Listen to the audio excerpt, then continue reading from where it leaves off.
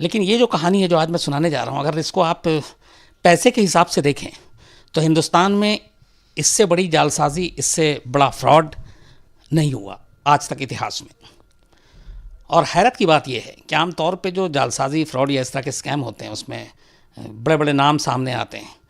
ये इकलौता केस है जिसमें एक गुमनाम, एक आम शख्स अचानक ऐसा काम करता है कि हज़ारों करोड़, ये तो कहते हैं अरबों रुपए का घोटाला है ये। और इस घोटाले की सबसे जो अजीब चीज़ थी वो ये थी, चूँकि ये स्टैम्प पेपर घोटाला, तो पहले वो समझ लीजिए कि जो स्टैम्प पेपर होता है वो हमारे यहाँ कहाँ कहाँ काम कैसे आता है। जो भी जुडिशरी से जुड़ी हुई चीज़ें हैं, बल्कि आप इसको ये देखें कि जुडिशल कोर्ट जो फी स्टैम्प देते हैं, revenue stamp, special adhesive stamp, foreign bills, brokers note, insurance policies, share transfer certificates, insurance agency stamps, legal documents. आम लफ्ज़ों में कहें तो जैसे अदालती किसी कार्रवाई में या मुकदमे में आम लोग, हम लोग जाते हैं तो वहाँ बहुत सारे बॉन्ड्स और ये सारी चीज़ें भरने पड़ते हैं। स्टैम्प 100 रुपये का, 50 रुपये का, 1000 रुपये का। इवन मकान ख़रीदने बेचने में स्टैम्प पेपर का इस्तेमाल होता है। और तो और छोड़िए, जब शादी, जो कोर्ट मैरिज करते हैं तो उस कोर्ट मैरिज के लिए भी स्टैम्प पेपर का इस्तेमाल होता है। तो जब ये स्टैम्प सामने आया तो एक एक्सपर्ट ने तो ये तक कह दिया कि इस पीरियड में, मतलब 1992 से लेके 2001-2 तक हिंदुस्तान में जितने भी कोर्ट मैरिज शादियां हुई हैं वो सारे इलीगल हैं। तो पूछा गया भैया ऐसा क्यों? तो उसने कहा कि जब स्टैम्प पेपर ही फर्जी है, नकली है, तो फिर शादी कहाँ से असली हो जाएगी? तो उसको लेके एक बड़ा, उस वक्त दुविधा, एक बड़ा सवाल उठ गया था। तो ये उस लेवल का ये पूरा इस मामला था। अब्दुल करीम तेलगी, ये नाम घर घर में जाना गया था जब ये स्कैम सामने आया था। और मतलब इतने पैसे उसने कमाए जिसकी इंतहा नहीं थी। एक रेलवे कर्मचारी का बेटा अब्दुल करीम तेलगी, और कर्नाटक में पैदा हुआ। 4th क्लास एम्प्लॉय थे उसके फादर अब्दुल करीम तेलगी के। घर में 8 बच्चे थे, लेकिन तेलगी जब छोटा था तभी फादर की डेथ हो गई, और चूँकि ये बड़ा था तो परिवार की जिम्मेदारी इसके ऊपर आ गई। तो इसने अलग अलग रेलवे स्टेशन पे, चूँकि फादर रेलवे से जुड़े हुए थे तो रेलवे के बारे में जानकारी थी, तो इसने नासिक रेलवे स्टेशन और कहाँ कहाँ ठेले पे फ्रूट्स बेचे, सब्जियां बेची, और इस तरीके से ये इसने अपनी वो शुरू की आमदनी, और घर को पालने लगा। और इस तरीके से ये शुरुआत इसकी ठीक ठाक थी। धीरे धीरे जब ये बड़ा हुआ तो फिर इसे लगा कि इस काम से ज़्यादा पैसे तो हैं नहीं, क्या करें। तो उस वक्त, उस दौर में 90s में एक बड़ा ट्रेंड चलता था कि हमारे ख़ास तौर पे साउथ इंडिया के लोग, केरल और बाकी जगह से, इधर नॉर्थ इंडिया से भी लोग नौकरी के लिए गल्फ़ जाते थे, छोटी मोटी नौकरियां करने के लिए। उन्हें लगता था कि यहाँ अगर 5-10 हज़ार मिलेगा तो वहाँ कम से कम 20-25 हज़ार रुपये मिल जाएगा। तो ऐसे बहुत सारे जो लोग थे वो गल्फ़ की तरफ जाते थे, सऊदी अरब, दुबई, शारजा, अबू धाबी। तो तेलगी को भी किसी ने मशवरा दिया और वो भी गल्फ़ निकल गया, और उसने वहाँ 7 साल छोटी मोटी नौकरी की। और 7 साल काम करने के बाद ये मुंबई आ जाता है 90 के करीब। और 90 में आने के बाद फिर ये अब करता है कि क्या किया जाए, छोटा मोटा कुछ काम। तो कुछ लोगों की सोहबत में आता है जिनसे पता चलता है कि कुछ जालसाजी करनी है, फर्जीवाड़ा। तो नकली पासपोर्ट छापने का काम शुरू कर देता है। इवन कुछ लोगों को बेवकूफ़ बना के इसने नकली वीज़ा तक जो है वो बेच दिया। तो मुंबई में रह के नकली पासपोर्ट का काम कर रहा था, और उसी दौरान में फिर ये पकड़ा गया तो जेल गया। जब ये जेल जाता है तो ये वहाँ इसकी ज़िंदगी बदल जाती है। जेल में एक कैदी से इसकी मुलाकात होती है, और वो जो कैदी था वो इस धंधे का माहिर था। और इत्तेफाक से उस दौर में जब ये जेल में था, उससे जस्ट पहले आपको याद होगा एक शेयर घोटाला सामने आया था हिंदुस्तान में, जिसका कल्प्रिट था, जिसका गुनहगार था, हर्षद मेहता। और उसमें भी बहुत पैसे इन्वॉल्व थे उस फर्जीवाड़े में। तो हर्षद मेहता का ये खुलासा सामने आया था। तो जब तेलगी जेल में था तब उस कैदी ने बताया कि हर्षद मेहता ने ऐसा ऐसा किया, और आजकल बड़ा क्राइसिस है, और स्टैम्प पेपर और इन सारी चीज़ों की बड़ी किल्लत है। तो अगर हम इस धंधे में आते हैं तो बहुत पैसे कमाएंगे। यहाँ से आइडिया मिलता है अब्दुल करीम तेलगी को कि क्या करना है। और वो चूँकि पासपोर्ट फर्जीवाड़े के मामले में जेल में था, ज़्यादा सज़ा होनी नहीं थी, वो बाहर आ गया। बाहर आने के बाद वो काम पर लग गया। 10 साल बीत जाता है। 2000 में एक दिन बेंगलोर पुलिस को एक टिप ऑफ मिलती है, और 2019 अगस्त की बात है ये, और बेंगलोर पुलिस को टिप ऑफ मिलती है कि यहाँ पे कुछ फर्जी स्टैम्प पेपर और इन सारी चीज़ों का कुछ धंधा हो रहा, कुछ लोग इसमें शामिल हैं। तो खबर पक्की थी, पुलिस की टीम छापा मारती है, 2 लोगों को अरेस्ट करती है, और वो एक गाड़ी का नंबर था, एक ट्रक था जिसमें ये फर्जी सारे स्टैम्प पेपर जाने थे। ट्रक की तलाशी ली जाती है, उसमें से स्टैम्प पेपर निकलते हैं, लेकिन वो कोई एक्सपर्ट हो, पुलिस वालों को भी इसकी जानकारी नहीं थी कि इसमें क्या फर्जी और सही। तो वो सारे स्टैम्प पेपर अलग अलग रेट के देखकर पुलिस वालों को समझ में नहीं आता, तो फिर वो बाकायदा उसकी छानबीन करते हैं। तब पता चलता है कि ये असली नहीं, ये सब नकली है। इसके बाद उन दोनों से पूछताछ होती है। पूछताछ के बाद 10-15 लोगों के नाम आते हैं। फिर धीरे धीरे एक एक करके लोगों को पकड़ा जाता है। पकड़ते पकड़ते धीरे धीरे फिर एक उसी दौरान में एक नाम और आता है, अब्दुल करीम तेलगी का। तो जिस तरीके से 2 के बाद 3, 4, 5, 6, 10 गिरफ्तारियां हो रही थी, उसी में नाम बढ़ता जा रहा था, और उसमें एक नाम तेलगी का आया। तो बेंगलोर पुलिस को भी लगा कि चलो 20 में से एक वो भी होगा। लेकिन जब ये लोगों की गिरफ्तारी होने लगी तो बाकी लोग भागने लगे, तो उसमें से एक तेलगी भी था। तेलगी के जितने ठिकाने थे पुलिस ने मारा छापे, लेकिन वो मिला नहीं। तभी 2001 में पुलिस को इन्फॉर्मेशन मिलती है कि तेलगी जो है वो राजस्थान में अजमेर शरीफ में दरगाह पे जा रहा ज़ियारत के लिए। तो बेंगलोर पुलिस की टीम वहाँ पे अपना जाल बिछाती है और अजमेर से अब्दुल करीम तेलगी को गिरफ्तार कर लेती है। गिरफ्तार करने के बाद उसको मुंबई लाया जाता है, क्योंकि उसके सारे फर्जीवाड़े के मामले भी वहाँ दर्ज थे।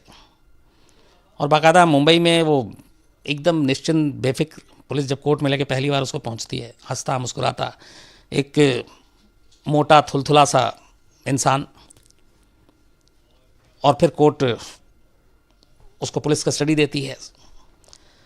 पुलिस अभी भी यह है कि मतलब खुद पुलिस को यह है कि ठीक है, एक मामला है, ऐसा कुछ नहीं होगा इसमें, इतना धमाल इतना बड़ा। तो और इस तरह का जो क्राइम था, इकोनॉमिक ऑफेंस विंग टाइप का, ये सारा आर्थिक अपराध, तो पुलिस को लगा कि चलो कुछ होगा, पर उनको भी अंदाज़ा नहीं था कि आगे क्या होने वाला है। खैर, इसके बाद पूछताछ शुरू होती है। जैसे जैसे अब पूछताछ होती है, पुलिस वालों के पैरों तले से ज़मीन खिसकती जाती है। धीरे धीरे उन्हें लगता है कि इससे बड़ा तो इस देश में कोई स्कैम हुआ ही नहीं होगा। और इसीलिए जब ये केस बड़ा होता जाता है तो फिर इस मामले की जांच के लिए बाकायदा एक SIT बनाई जाती है, स्पेशल इन्वेस्टिगेटिव टीम। और इनका इस SIT का हेड बनाया जाता है श्री कुमार को, जो कि DG और IG रहे बेंगलोर में। तो उनको इसका चीफ बनाया जाता है और उनको ये जिम्मेदारी दी जाती है कि आप छानबीन करो अब इस मामले की। अब जब वो छानबीन करते हैं और पूछताछ होती है, तो एक तो तेलगी लगातार पुलिस को घुमाता रहता है। फिर पुलिस इंट्रोगेशन की मियाद भी ख़त्म हो जाती है, 90 दिन हो जाते हैं, चार्जशीट दाखिल हो जाती है, उसको जेल भेज दिया जाता है, लेकिन जानकारी उसने पूरी दी नहीं थी। इसके बाद फिर पुलिस कोर्ट से परमिशन लेती है और तेलगी से पूछताछ करती है।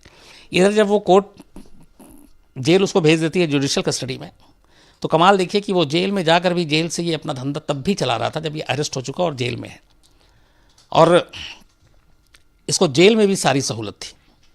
ये बाद में खुलासा हुआ, और ये सारा खेल पैसे का था। तो खैर, उसके बाद पुलिस ने अदालत से फिर परमिशन ली, उसको वापस लाए, उसके साथ पूछताछ की, और उसके बाद जब पूछताछ हुई और उसका कड़ियाँ मिलती गई, तो पता चला कि इस शख्स ने 1992 से लेके 2001-2 तक करीब करीब 20,000 करोड़ रुपीस का घोटाला किया, 20,000 करोड़ रुपए। और कैसे, क्यों, फिर सारी चीज़ें पता चली। तो कहानी ये आई कि जब ये जेल में था जेल से इसको आइडिया मिला, जेल से बाहर आया, फिर इसने अलग अलग इस तरह के पेपर को कैसे क्या करना है, इसके बारे में जानकारी इकट्ठी करनी शुरू की। तो पता चला कि नासिक में, जहाँ ये बचपन में नासिक रेलवे स्टेशन पे फल सब्जी की रेहड़ी लगाकर बेच चुका था, उस नासिक से ये अच्छी तरह वाकिफ़ था। उसी नासिक में सरकारी टकसाल है हमारे भारत सरकार का, नेशनल सिक्योरिटी प्रेस, और वहाँ पे सारी चीज़ें छपती हैं। इसने जुगाड़ करके नासिक जो सिक्योरिटी प्रेस है, जो हमारा टकसाल, वहाँ के लोगों से धीरे धीरे करके इसने अपनी जान पहचान दोस्ती बनाई। उसके बाद उनके ज़रिए इसने, चूँकि सरकारी टकसाल में जो हर बार वो होता है, जो मशीनें होती हैं प्रिंट करने की, छापने की, तो जब वो ख़राब हो जाती हैं तो उसको बेच दिया जाता है। बल्कि हालांकि ये कहा गया कि उसकी नीलामी होती है, लेकिन कई बार कबाड़ में भी बेच देते हैं। तो इसको आइडिया मिला उसी प्रेस के कुछ लोगों की मिली भगत से, और इसने उन मशीनों को ख़रीदना शुरू कर दिया नीलामी में, सबसे ऊंची बोली लगाता था। और उन मशीनों को ख़रीदने के बाद ये ले गया। अब उन्हीं मशीनों से इसने जाली स्टैम्प पेपर छापने शुरू कर दिए।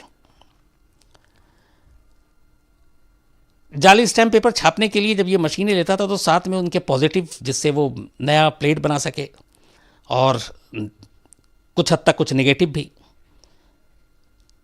और वो सारी चीज़ों को लेकर इसने 100 रुपये से लेकर 1000 रुपये, जितने भी अलग अलग तरह के स्टैम्प पेपर होते हैं, वो छापने शुरू किए।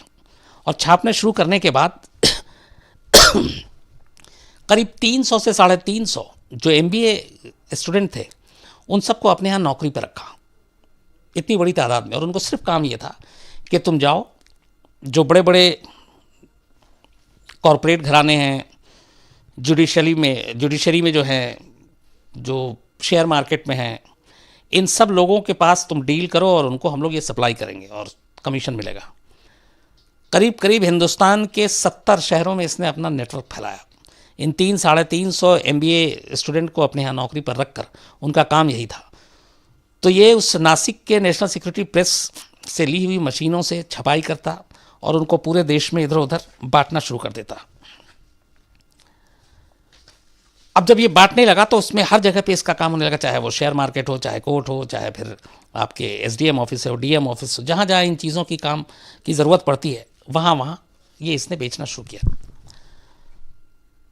पैसों का कोई हिसाब नहीं, क्योंकि ये स्टैम्प पेपर इतनी बड़ी तादाद में छाप रहा था और 10 साल तक। तो एक ये भी जो आइडिया है कि 20,000 करोड़, कुछ लोग कहते हैं कि ये करीब 1 लाख करोड़ है अगर उन 10 सालों की मियाद देखें तो। एक आम गरीब, उसके बाद इसकी माली हालत का अंदाज़ा ये लगाइए कि ये बड़ी मतलब फेमस किस्सा है कि जब इसका धंधा एकदम शबाब पे था, ज़ोरों पर था, 97-8-9 की बात है ये, इसको अय्याशी के बड़े शौक थे और ये पार्टी करना, अय्याशी करना, ये इसके शौक में शामिल था। एक मुंबई, तब उस वक्त डांस बार, हालांकि अब फिर है कि डांस बार खुल जाएगा, उस वक्त डांस बार उस पूरी तरह से ओपन था और एकदम जैसे जो मुंबई की एक पहचान डांस बार भी थी वहाँ की। तो एक दिन, बल्कि एक रात, ये एक dance bar, Deepa dance bar में पहुँचता है और वहाँ तरन्नुम खान नाम की एक डांसर थी। उसकी भी कहानी है कि वो एक गरीब घर से थी और मुंबई में जब दंगे हुए, उसके घर वर जला दिए गए, दुकानें, उसके माँ बाप की डेथ हो गई, वो लोग सड़क पर आ गए। फिर उसने डांस बार में नौकरी की और वो डांस बार में डांस करने लगी। एक बार डांस बार में जब तेलगी गया तो उसकी नज़र तरन्नुम खान पे पड़ी। उसके बाद वो उसका ऐसा दीवाना हो गया कि फिर वो तरन्नुम खान के लिए डांस बार में जाने लगा। और जब कहते हैं कि पहली बार वो उसको देखा था डांस बार में, ये रिकॉर्ड पे है, करीब 93 लाख रुपए उसने तरन्नुम खान के ऊपर उस डांस बार में उस एक अकेली रात के कुछ घंटों में लुटा दिए थे। और वहाँ जितने लोग थे, बल्कि डांस बार का ओनर से लेके जो मुलाजिम, वो सारे हैरान थे। और ये सब कुछ लुटाकर फिर वहाँ से निकला।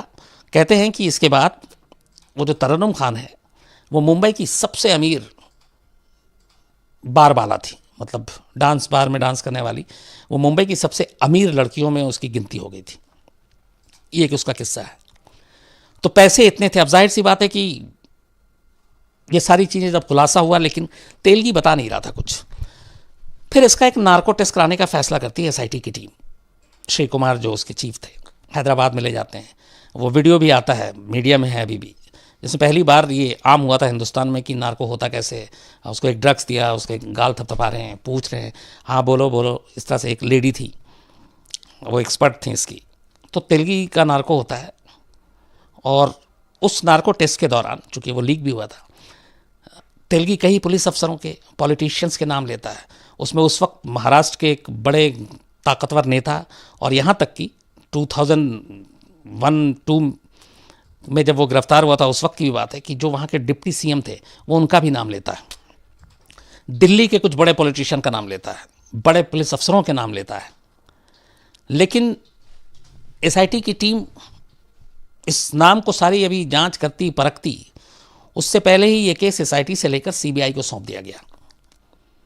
और ख़ुद श्री कुमार जो एसआईटी के चीफ थे, उन्होंने बाद में कहा है कि इंटरव्यू में अपने, कि जो एसआईटी ने जांच की थी बस वही जांच थी, सीबीआई के जाने के बाद इस केस में कुछ हुआ नहीं। जो 20 लोग थे तेलगी के साथ, उन लोगों को ही सज़ा दी गई थी। जितने बड़े बड़े पॉलिटिशियन के नाम आए थे, पुलिस अफसरों के नाम आए थे, उनमें से किसी के खिलाफ कोई जांच ही नहीं हुई, कहा गया कोई सबूत ही नहीं है। जबकि जब एसआईटी ने जांच की थी तो उसमें से एक हेड कांस्टेबल जिसकी तनख्वाह 9,000 रुपये महीना थी, उसका लिंक जोड़ा, चूंकि इन लोगों ने नाम बताया। जब पुलिस ने उसके घर पे दबिश डाली तो वो 9,000 रुपये महीना कमाने वाला जो हेड कांस्टेबल था, 100 करोड़ रुपए की प्रॉपर्टी निकली उसके यहाँ से, 100 करोड़, 100 करोड़ की, 9,000 रुपीज़ पर मंथ कमाने वाला। एक सब इंस्पेक्टर और जिसका इसके साथ रिश्ता निकला तेलगी के साथ, उस सब इंस्पेक्टर के यहाँ से 200 करोड़ रुपए की प्रॉपर्टी निकली। अब आप अंदाज़ा लगाइए। कहते हैं कि तेलगी ने महाराष्ट्र के सरकार के बड़े बड़े अफसरों को, नेताओं को और बड़े बड़े पुलिस अफसरों को रिश्वत नहीं देता था, उसने सैलरी पे रखा हुआ था कि तुम हमारा ये बस ये काम बिना रोक टोक के चलता रहे, तुमको इतने हर महीने इतने इतने पैसे मिलेंगे। और वो पैसे लाखों में नहीं होते थे, करोड़ों में होते थे। तो इससे आप अंदाज़ा लगाइए कि क्या हो सकता था। तो खैर, नेताओं और इन सब के खिलाफ कभी कुछ नहीं हुआ, लेकिन जांच चलती रही, ये पुलिस को गुमराह करता रहा, बहुत सारे इसने खुलासे नहीं किया। और सबसे बड़ी कमाल की बात यह है कि एसआईटी की टीम ने भी पूरी जांच कर ली, सीबीआई की टीम ने भी पूरी जांच कर ली। ये पता चल गया कि ये जो इसने छापने के लिए नासिक के उस प्रिंटिंग प्रेस से सब नीलामी में ख़रीदा, लेकिन उन मशीनों को ले जाकर ये कहाँ छापता था, इसकी अपनी प्रिंटिंग प्रेस कहाँ पे थी, ये आज 2001 में वो अरेस्ट हुआ है, ये 2019 18 साल में भी किसी को नहीं पता कि एक्चुअली में तेलगी की प्रिंटिंग प्रेस थी कहाँ। ये अपने आप में एक चौंकाने वाली बात है।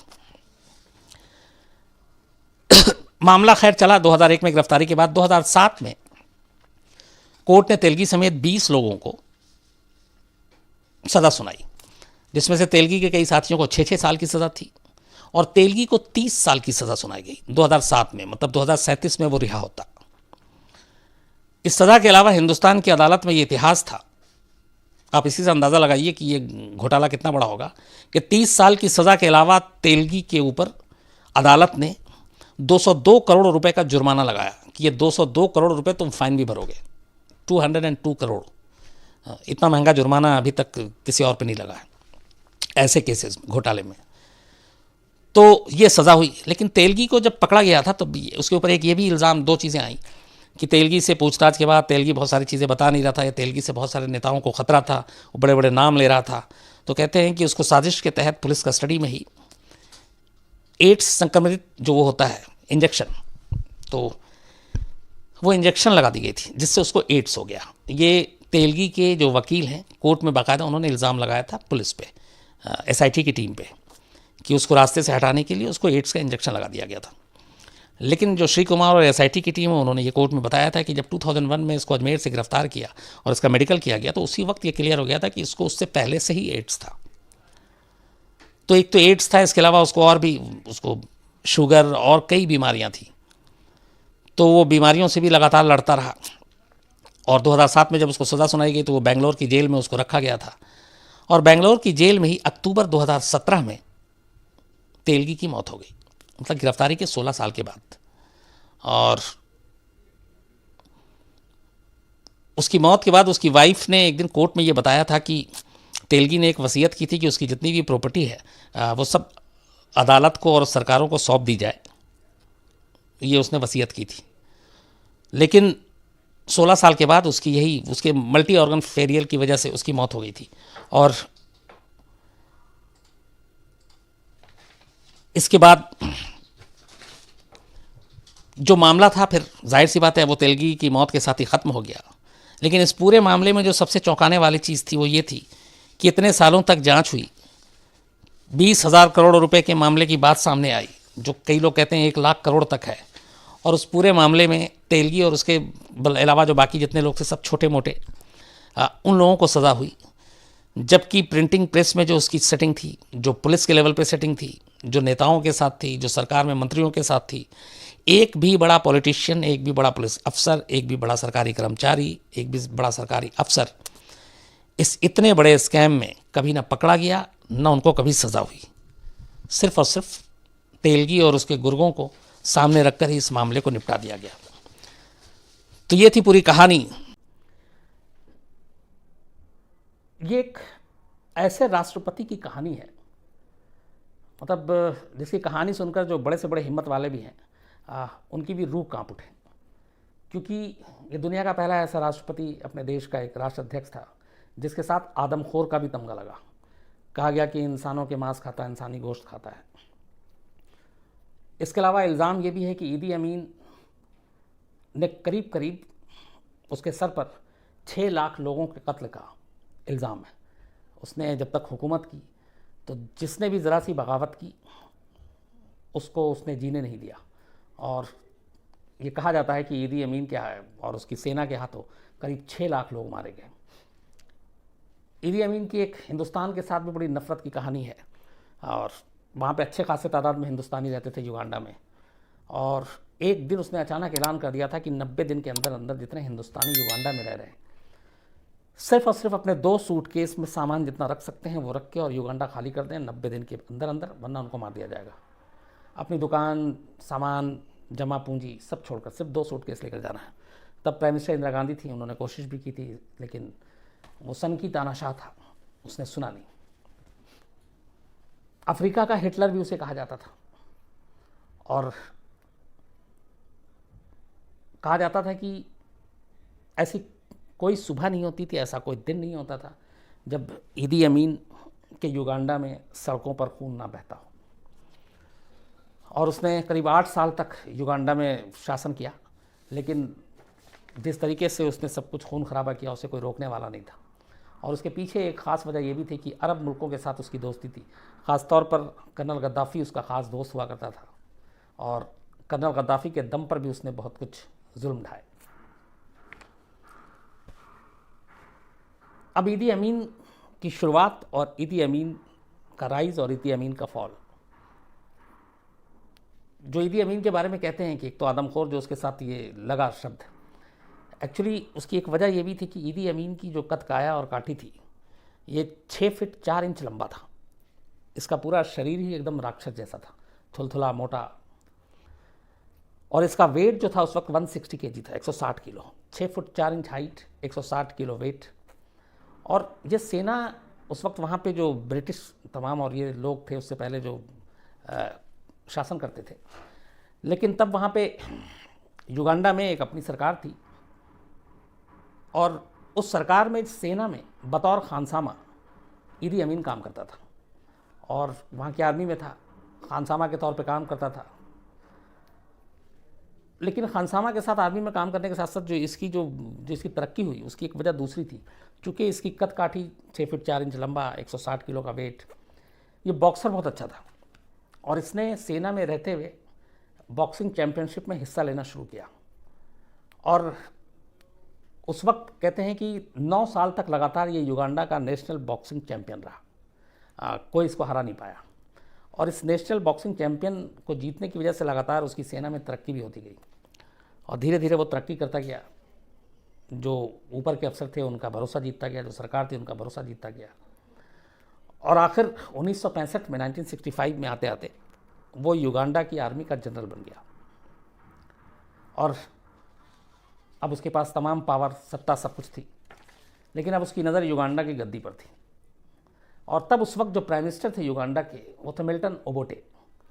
मिल्टन ओबोटे ईदी अमीन पे बड़ा ट्रस्ट करते थे, और वही थे जिन्होंने इसको जनरल भी बनाया था। और इसकी एक तो मकबूलियत, ये फेमस था चूँकि बॉक्सिंग चैम्पियन लगातार 9 साल तक रहा, तो उसकी वजह से भी, और कद काठी और उसकी वजह से भी ये लोगों में बड़ा पॉपुलर था।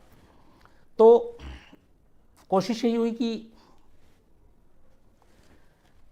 जो भरोसा था वहाँ के प्रधानमंत्री का, उस भरोसे का खून करेगा ये उनको एहसास नहीं था। 1971 में ये जो प्रधानमंत्री थे मिल्टन ओबोटे, ये सिंगापुर के अपने दौरे पर गए हुए थे, राजकीय दौरा था, वहाँ दौरे पे गए हुए थे।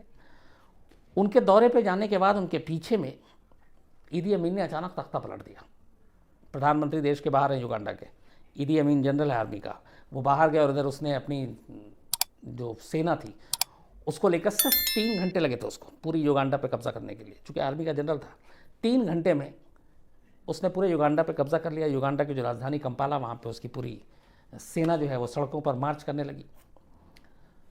25 जनवरी 1971 ये तारीख थी, 25 जनवरी 1971, जब प्राइम मिनिस्टर मिल्टन ओबेटो सिंगापुर में थे और 3 घंटे के अंदर अंदर इसने युगांडा की सत्ता पे काबिज हो गया, कब्जा कर लिया। और फिर पूरे युगांडा में बड़े खुशियां भी मनाई गई, अब या तो सेना के डर से या जो भी हो, लेकिन उन्हें लगा कि चलो एक ईदी अमीन आया, नेशनल बॉक्सिंग चैंपियन है, पॉपुलर है, तो ये कुछ अच्छा करेगा। तो शुरुआत में लोगों को ये गलत फहमी थी। इसके बाद ईदी अमीन जैसे ही वहाँ का डिक्टेटर बनता है, सत्ता पे काबिज होता है, अपना रंग दिखाना शुरू करता है। जो भी लोग, जो प्राइम मिनिस्टर मिल्टन ओबेटे के विरोध जो समर्थक थे, उनको एक एक करके इसने मारना शुरू किया। जो आर्मी में इसके खिलाफ उसे लगा कि जो लोग होंगे उनको एक एक करके मारना शुरू किया। और ये अपने आप को वहाँ पे एक जो इसका फेमस था युगांडा में, ये कहता था लोगों से कि आप मुझे दादा बुलाओ, तो लोग इसका दादा बुलाते थे। और एक भी चुन चुन कर युगांडा में जो भी इसके विरोधी थे उनको इसने मारना शुरू किया। अब यहीं से लाशों की गिनती शुरू हो जाती है। और कहते हैं कि जब ये नेशनल चैंपियन था, उसी वक्त से जब इसने कई ऐसे लोगों को मारा जब ये सेना में था, और तभी इसको आदमखोर बनने की इसका सिलसिला भी शुरू हुआ था। कई लोगों के ये मांस खा जाता था, लेकिन ये चर्चाएं अफवाहें तक ही रहीं। जब ये युगांडा का डिक्टेटर बन गया प्राइम मिनिस्टर को हटाकर, तो इसके बाद फिर ये चीज़ें उठनी शुरू हुई कि बहुत सारे लोगों को मारा जाता था और वो उनमें से कुछ लोगों के मांस खाता था। लेकिन इसका कोई सबूत नहीं था उस वक्त तक, ये था कि ये सिर्फ अफवाहें हैं। पहली बार एक डॉक्टर किबो रिंगोटा, इन्होंने, ये विटनेस थे जिनकी वजह से दुनिया को पता चला कि हाँ ईदी अमीन आदमखोर है। डॉक्टर किबो रिंगोटा ने बयान दिया था, कहा था कि एक बार वो ईदी अमीन के घर पे थे, और चूँकि वो उनके डॉक्टर थे तो ईदी अमीन को देखना और ये सब चीज़ें थी। तो बैठने के दौरान अचानक फ्रिज से ये पानी निकालने के लिए गए ईदी अमीन के घर में। तो जैसे ही फ्रिज का दरवाज़ा खोला तो फ्रिज के अंदर 2 नरमुंड सर रखे हुए थे और कुछ इंसानी मांस के हिस्से रखे हुए थे। तो उनको देख के बड़ा अजीब लगा डॉक्टर रिंगोटा को, और तब उन्होंने फिर वहाँ के कुछ दूसरे स्टाफ से बात की, ईदी अमीन के घर के लोगों। तो उसने कहा, स्टाफ ने डॉक्टर रिंगोटा को बताया कि यहाँ पे ईदी अमीन का जो फ्रिज है वो हमेशा इंसानी मांस से भरा रहता है और ईदी अमीन इसको खाता है। ये बात बड़ी अजीब लगी, लेकिन ये पहली बार एक सबूत हाथ में लगा एक डॉक्टर के जरिए। इसके अलावा एक और सरकारी डॉक्टर थे, उन्होंने ये बयान दिया था कि 1975 में, 71 में इसने सत्ता संभाली। 4 साल के बाद युगांडा में सब कुछ चूँकि ये कब्जे में ले रहा था, 4 साल के बाद वहाँ के जो चीफ जस्टिस थे युगांडा के, उन्होंने कुछ ईदी अमीन के ऑर्डर को मानने से इनकार कर दिया। तो ईदी अमीन को इतना गुस्सा आया कि उसने चीफ जस्टिस को मरवा दिया। चीफ जस्टिस की मौत के बाद ये जो सरकारी डॉक्टर है, इसने स्टेटमेंट दिया था कि चीफ जस्टिस की जब मौत हो गई उसके बाद हॉस्पिटल में पोस्टमार्टम चल रहा था। पोस्टमार्टम टेबल पे चीफ जस्टिस की लाश रखी हुई थी, डॉक्टर पोस्टमार्टम कर रहे थे। इसी दौरान में अपने तमाम सुरक्षा कर्मियों के साथ ईदी अमीन उस हॉस्पिटल में पहुंच जाता है, सीधे पोस्टमार्टम टेबल पर आता है, और इसके बाद वो वहाँ से जितने डॉक्टर थे जो पोस्टमार्टम कर रहे थे, वो उनको कहता है कि आप लोग अभी थोड़ी देर बाहर जाओ। बाहर भेजने के बाद कहते हैं कि चीफ जस्टिस, चूँकि पोस्टमार्टम हो रहा था, बॉडी खुली हुई थी, चीफ जस्टिस की भी बॉडी के कुछ हिस्से को ईदी अमीन ने खाया। ये इस सरकारी डॉक्टर का स्टेटमेंट था। इसके बाद ये धीरे धीरे युगांडा में ये चीज़ें फैलने लगी। फिर युगांडा के बाहर ये बातें आने लगी कि युगांडा का राष्ट्रपति जो है वो आदमखोर है। तो उसको लेके कई मुल्कों ने अपने वो भी किया कि ये गलत है और युगांडा में जो जुल्म चल रहा था उसके लिए कुछ किया जाए। लेकिन बार बार अरब जो मुल्क थे, कुछ जो इसके दोस्त थे, उन सब की वजह से ये सारी चीज़ें दबी रह जाती थी। और इस वक्त तक कि ये अफ्रीका के हिटलर के नाम से मशहूर हो चुका था। और कहते हैं कि ये जो दौर था, अब तक इसी दौर में उसने करीब 5-6 लाख लोगों को मार डाला था। ईदी अमीन के बारे में एक और चीज़ है कि युगांडा में जो भी खूबसूरत लड़कियां होती थी जिसके ऊपर ईदी अमीन की नज़र पड़ जाए तो फिर वो बचती नहीं थी। ईदी अमीन उनको ज़बरदस्ती हासिल कर लेता था। हालांकि ख़ुद ईदी अमीन की ऑफिशियली 6 बीवियाँ थीं, जिनसे 45 बच्चे थे, लेकिन एक ये भी कहते हैं कि उसकी करीब 35 से ज़्यादा औरतों के साथ रिश्ते थे और उनसे 100 बच्चे थे।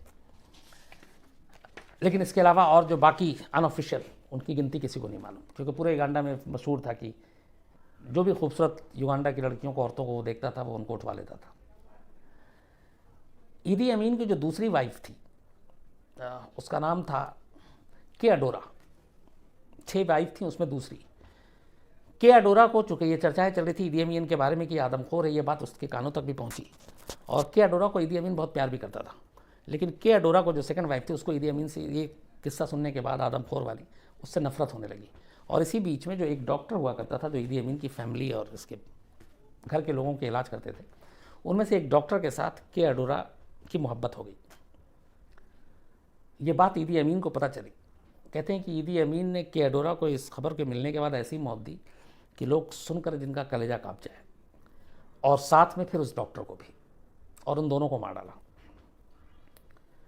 अब ये सारी चीज़ें चल रही थी। इसी दौरान में एक दिन ईदी अमीन, चूँकि वहाँ पे सत्ता पे तो काबिज़ हो गया था, लेकिन युगांडा की जो फाइनेंशियल कंडीशन थी वो लगातार ख़राब हो रही थी, क्योंकि ये सिर्फ अय्याशी, मनमर्जी, लोगों के ऊपर जुल्म, बाकी कोई काम हो नहीं रहा था। तो युगांडा लगातार गरीबी की तरफ जा रहा था। इसी दौरान में उसने एक अचानक एक अनोखा ऐलान किया और उसने ये कहा कि जो भी उस वक्त युगांडा में करीब 1 लाख हिंदुस्तानी रहते थे। जब ब्रिटिश रूल था इंडिया पे, तो उस वक्त ब्रिटेन बहुत सारे, चूँकि युगांडा पे भी ब्रिटेन की हुकूमत थी, तो बहुत सारे हिंदुस्तानियों को ब्रिटिश सरकार अपने साथ युगांडा ले गई थी वहाँ पे उनको काम कराने के लिए। तो बहुत सारे लोग गए युगांडा में, उनमें से बहुत सारे लोग बाद में बस गए, वापस ही नहीं आए। और उन्होंने बड़ी मेहनत से और अपनी सारी हुनर और कारीगरी से अपनी एक जगह बना ली युगांडा में, और वो लोग वहाँ बिज़नेस करने लगे, अच्छे दुकानदार हो गए, अच्छे कारीगर हो गए। तो वो काफ़ी खुशहाल थे जो हमारे हिंदुस्तानी वहाँ पे युगांडा में थे, और जो बाकी युगांडा की जनता थी वो उनसे जलते थे कि ये लोग बड़े अच्छे पोजीशन पे थे हिंदुस्तानी। तो उनकी दौलत, उनकी प्रॉपर्टी, उनकी संपत्ति पर भी ईदी अमीन की नज़र पड़ गई, और उसने 4 अगस्त 1972 को अचानक एक ऐलान किया कि युगांडा के अंदर जितने भी हिंदुस्तानी रह रहे हैं, उस वक्त करीब 1 लाख थी आबादी, उनको 3 महीना 90 दिन का वक्त दिया जाता है। वो 3 महीने के अंदर अंदर युगांडा खाली कर दें, और युगांडा छोड़ने से पहले उनको सिर्फ, जब वो जाएंगे, सिर्फ उनके हाथ में 2 बैग होना चाहिए, तीसरा बैग अलाउड नहीं है। 2 बैग में जो सामान रख सकते हैं रख लें। अब इससे पूरी हड़कंप बन गया सारे हिंदुस्तानी में, उनका जमा जमाया, बरसों से वहाँ रह रहे हैं, उनका परिवार, फैमिली, बहुत सारे लोगों ने युगांडन से शादी कर ली थी, उनका अपना बिजनेस, तो जाहिर सी बात है सड़क पे आ जाते। उसको लेके बहुत गुहार लगाई गई, लेकिन सुना नहीं। फिर एम्बेसी के थ्रू भारत सरकार तक बात पहुंची, इंदिरा गांधी ने कोशिश की सब प्राइम मिनिस्टर की बात करने की, लेकिन ईदी अमीन ने किसी की नहीं सुनी। और उसने जो दलील दी कि क्यों वो ऐसा कह रहा है, जब इस पर सारी बातें होने लगी, तो उसने एक दलील दी थी जो कोट अनकोट में है कि ईदी अमीन कहता था कि मुझे कल रात सपने में खुदा का फरमान मिला है कि इन सारे हिंदुस्तानियों को युगांडा से बाहर निकाल दो। अब इस फरमान को पूरा करने का वक्त आ गया है। युगांडा की संपत्ति पर सिर्फ युगांडा के लोगों का अधिकार होगा, इसलिए मैं युगांडा में रहने वाले सारे हिंदुस्तानियों को हुक्म देता हूं कि वो अगले 90 दिन में अपनी सारी ज़मीन, जायदाद, व्यापार, दुकान छोड़कर युगांडा से बाहर चले जाएँ। ये उसने एक ख्वाब का हवाला देकर ये ऐलान किया था। और खैर उसके बाद हुआ, जान बचाने के लिए जो अपनी जमी जमाई सब कुछ, दुकान, घर, मकान, बिज़नेस, हमारे हिंदुस्तानी वहाँ से निकले और छोड़कर उनको जाना पड़ा, क्योंकि यह हुक्म था। बहुत सारे लोग युगांडा से उस वक्त ब्रिटेन चले गए थे जो हमारे इंडियन थे, और फिर वो वापस नहीं आए जब तक ईदी अमीन था वहाँ पे। ईदी अमीन का ये जुल्म बढ़ता जा रहा था, लगातार युगांडा में इस तरह की चीज़ें हो रही थी, हिंदुस्तानियों को बाहर निकाल दिया गया था, बाकी मुल्क भी जो है वो खिलाफ थे। उधर अपने जो जिस कुर्सी को तख्त कब्ज़ा किया था, जो प्राइम मिनिस्टर, वो बाहर रहकर निर्वासित ज़िंदगी जीकर वो भी कोशिश कर रहे थे युगांडा में वापस आने की। लेकिन फिर भी ईदी अमीन की सत्ता बची हुई थी अरब मुल्कों की वजह से, कर्नल मुअम्मर गद्दाफ़ी जो लीबिया का तानाशाह, उसकी वजह से, और ये सब कुछ चल रहा था। लेकिन वो कहते हैं कि पाप का घड़ा भर जाता है, तो वैसे ही हुआ। ईदी अमीन को अपनी ताकत पे थोड़ा घमंड, और ये कर्नल गद्दाफ़ी के साथ से थोड़ा सा और भी उसका वो हुआ कि हम बहुत कुछ कर सकते हैं। 30 अक्टूबर 1978 को, मतलब लगभग इसको 8 साल होने वाले थे सत्ता पे काबिज हुए हुए, ईदी अमीन ने अपनी सेना को तंजानिया पर, जो पड़ोसी मुल्क था, उस पर हमला करने का हुक्म दे दिया। और वो चाहता था तंजानिया को भी कब्ज़ा कर लें। और इसमें उसने गद्दाफ़ी से मदद मांगी। गद्दाफ़ी ने लीबिया से अपनी सेना भेजी और उसके बाद तंजानिया में लड़ाई शुरू हुई। 6 महीने तक लड़ाई चली, लेकिन 6 महीने की इस लड़ाई में तंजानिया ने बड़ी बहादुरी दिखाई, उनकी सेना ने बड़ी बहादुरी दिखाई। 6 महीने के बाद उसने कर्नल गद्दाफ़ी की और ईदी अमीन की सेना को खदेड़ दिया और 10 अप्रैल 1979, ठीक 8 साल के बाद ईदी अमीन के कब्ज़ा करने के, तंजानिया की सेना युगांडा में घुस जाती है, कंपाला पे घुस जाती है और कंपाला पे कब्ज़ा कर लेती है। ईदी अमीन किसी तरह से वहाँ से जान बचाकर भाग जाता है। अब वो बच निकला, हालांकि उसको ढूंढा जा रहा था, लेकिन वो बड़ी चालाकी से वहाँ से निकल गया। वहाँ से निकलने के बाद वो सीधे लीबिया पहुँचता है। लीबिया में उसे कर्नल गद्दाफ़ी जो है वो उसको सहारा देते हैं और फिर वो लीबिया में ही रहता है। इधर चूँकि तंजानिया जंग जीत चुकी थी और जिनको हटाया था मिल्टन ओबेटे, जो प्राइम मिनिस्टर थे युगांडा के, जिनको हटाकर ईदी अमीन वो बना था वहाँ का शासक, फिर तंजानिया की मदद से, बाकी मुल्कों की मदद से वो युगांडा वापस लौटते हैं और वापस फिर से वो प्राइम मिनिस्टर बन जाते हैं। ईदी अमीन भागकर लीबिया पहुंच चुका था। गद्दाफ़ी के पास कुछ दिन रहता है। गद्दाफ़ी के पास रहने के बाद फिर ये 80 के दशक में 1-2 साल ये गद्दाफ़ी के पास रहता है। उसके बाद सऊदी अरब चला जाता है। सऊदी अरब में जद्दा में ये पहुंचता है और जद्दा में रहना शुरू करता है। सऊदी अरब की सरकार जो है उसको एक राष्ट्राध्यक्ष होने के नाते अपने यहाँ शरण दे देती है और पूरे 24 साल तक अगली अपनी ज़िंदगी के वो सऊदी अरब के जद्दा शहर में रहता है। और जद्दा में ही 20 जुलाई 2003 को बीमारी की वजह से उसकी मौत हो जाती है। मतलब करीब 24 साल बाद, जब वो वहाँ से युगांडा से इसको हटाया गया था, उसके बाद तो वहाँ से आने के बाद इसकी मौत हो जाती है 2003 में।